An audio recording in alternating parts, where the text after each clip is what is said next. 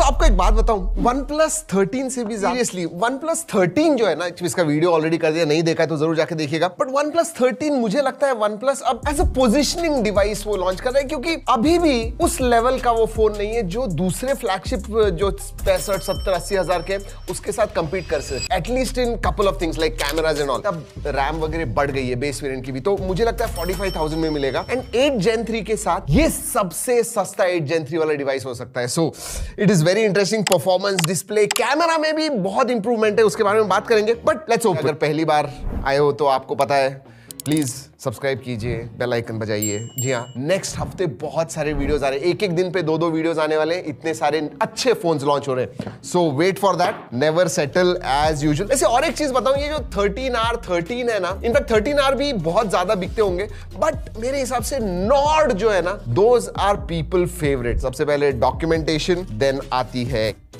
छोटा लग रहा है यार, 6.78 इंच का, ये इसके बारे में बात करेंगे। ऑलराइट, इधर एक डाउनग्रेड है अगले फोन के पास। ऑलराइट, एक चीज बताऊं, अच्छा लग रहा है कि पेपर का इस्तेमाल हो रहा है रादर देन प्लास्टिक। तो कोशिश कर रहा है OnePlus की आपको ये केस मिलती है, विच इज नाइस। डेफिनेटली लगता है ग्लास बैक है, बेसिकली सैटिन फिनिश है, ऊपर की तरफ ग्लास है तो उसका शाइनी है, बट अंदर की तरफ से वो सैटिन दिखता है। Looks very premium, understated. मतलब जस्ट बी 195 ग्राम्स। बूम! आपको लगता होगा कि मैं पहले से देखता हूं। दोस्तों आज तक पहले मुझे पता नहीं चलता है, एक्सेप्ट ये दूसरे ब्रांड्स के फोन ना कभी कभी मुझे प्रेजेंटेशन में बता देते हैं तो पता चलता है, but 99% of the times I don't know. So 195 में ही आपको मेटल फ्रेम मिलती है, तो मेटल ग्लास सैंडविच डिजाइन मैं कहूंगा। दोनों का इन हैंड फील जबरदस्त है, there is no question about it. Ports and buttons के बारे में बात करूं तो नीचे की तरफ सिम कार्ड ट्रे है, माइक्रोफोन है, USB Type-C है, स्पीकर ग्रिल है राइट हैंड साइड में, पावर ऑन ऑफ बटन है, वॉल्यूम रॉकर है, ऊपर भी बिजी है, speaker grille, IR blaster, noise cancelling microphone. Left hand side में कुछ नहीं है। वैसे पीछे कैमरा में भी आपको एक माइक्रोफोन मिलता है, तो 3 टोटल माइक्रोफोन्स हैं। डिस्प्ले के बारे में बात करूं दोस्तों, इसमें बड़ा डिस्प्ले आता है, 6.83 इंच का ये एमोलेड डिस्प्ले है, 120 हर्ट्ज LTPS डिस्प्ले, मतलब 30, 60, 90, 120 हर्ट्ज पे एडाप्टिव रिफ्रेश रेट है। वंस वाला नहीं है वो, 30, 60, 90 के स्टेप्स में आता है। अगर मैं इसके बारे में बात करूं तो 6.59 इंच का 1.5 के रेजोल्यूशन वाला ही डिस्प्ले, दोनों ही 1.5 के रेजोल्यूशन के साथ आते हैं। सो दैट इज एक्सीलेंट। अगर ब्राइटनेस के बारे में बात करूं तो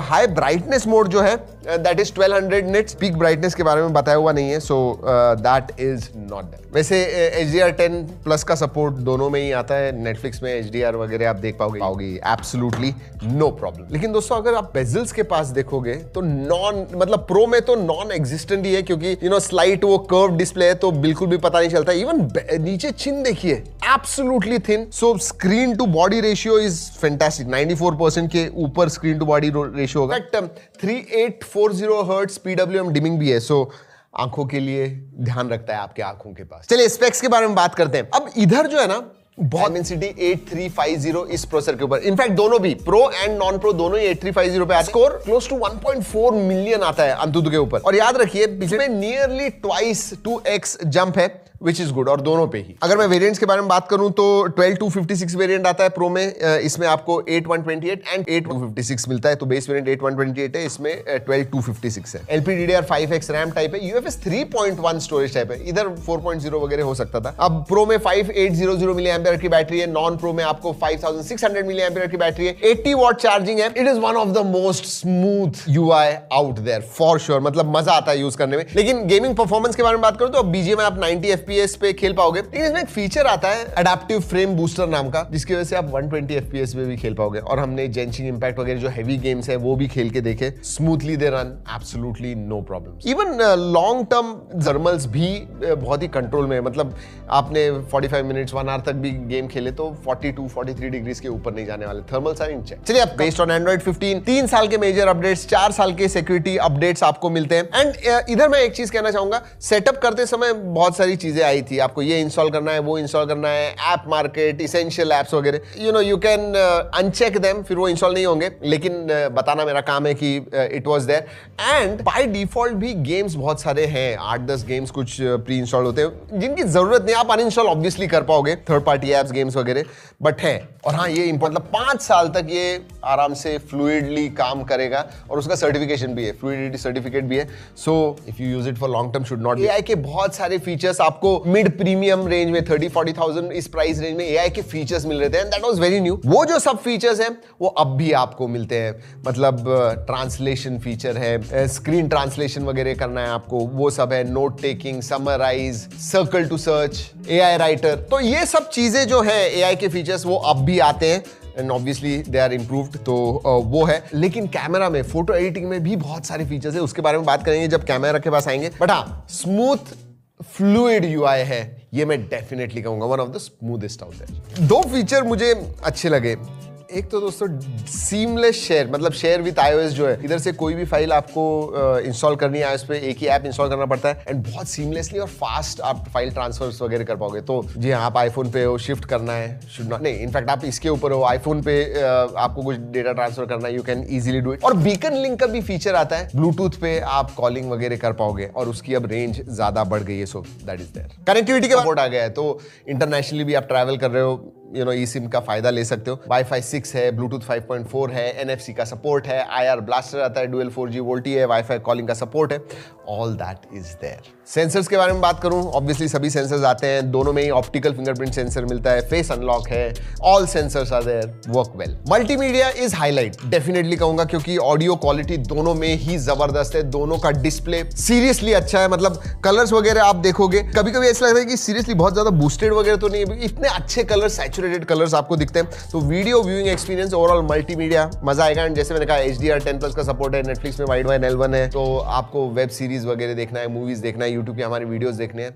बहुत अच्छे दिखेंगे। और हाँ, आपको बहुत ज्यादा आवाज चाहिए तो 300% बूस्ट भी कर सकते हो ऑडियो को। कैमरा की तरफ जाने से पहले बता दूं दोस्तों, IP68 एंड 69 का सर्टिफिकेशन दोनों में ही आता है, तो 30 मिनट्स तक रहा तो भी इसे कुछ नहीं होगा, और 69 भी है तो गर्म पानी से जेट स्प्रे वगैरह करके भी इन्होंने टेस्ट किया हुआ है, दोनों में ही आता है। बात करूं तो 50+50+8 मेगापिक्सल का सेंसर आता है, आगे भी आपको 50 मेगापिक्सल का सेल्फी सेंसर मिलता है। इनफैक्ट 2 सेंसर जो प्रो में है, दैट इज 50 मेगापिक्सल, सोनी का ही सेंसर है, 50 मेगापिक्सल का टेलीफोटो मिलता है जो 3.5x ऑप्टिकल जूम देता है आपको। सो 85 mm के जो पोर्ट्रेट्स वगैरह आपको निकालने हैं, बहुत अच्छी तरह से आते हैं, you should try it out. Non pro में आपको ऑब्वियसली टेलीफोटो नहीं मिलता है, बट हाँ, इसमें 50+50 टेलीफोटो एंड 8 मेगापिक्सल का अल्ट्रा वाइड मिलता है। थैंकफुली दोस्तों, सभी सेंसर्स है ना प्रो में 4K 60 FPS आप शूट कर पाओगे, even on selfie, so that is a thumbs up. अगर मैं फोटोग्राफी के बारे में बात करूं, हमने कुछ पोर्ट्रेट्स वगैरह अभी नॉर्मल कंडीशंस में निकाले दोस्तों, अभी फोन आया हुआ है, I will tell you what, अच्छे फोटोज आते हैं, एज कटआउट वगैरह जो है